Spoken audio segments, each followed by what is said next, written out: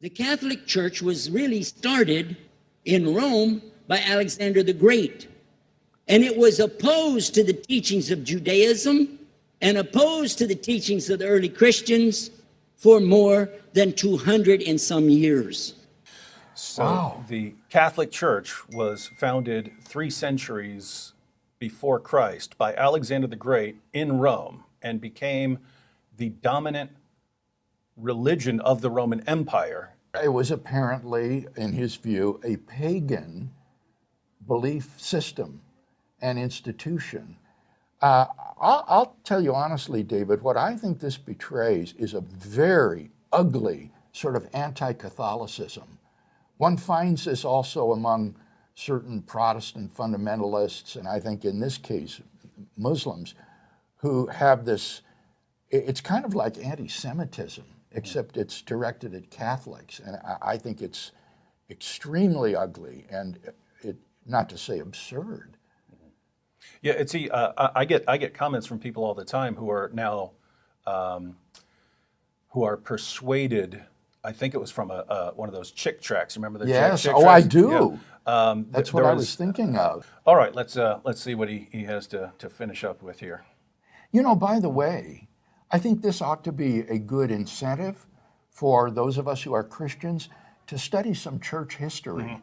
So many of us think that Christianity began with Billy Graham in the 20th century, and we need to read some books on church history and the history of doctrine. It's very illuminating and edifying to realize that we stand at the tail end of the most massive movement in the history of mankind, which is the Christian church.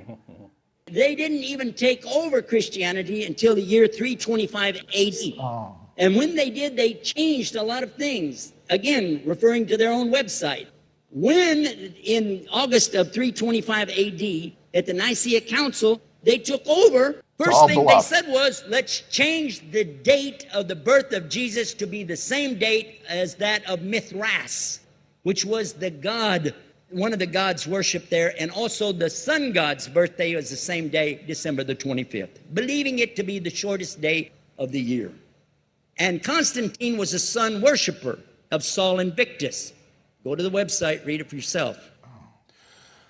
So it's all supposedly there on the Catholic Church's website. Yeah, I wonder what that website is. He said it's the Catholic Church's website. Yeah.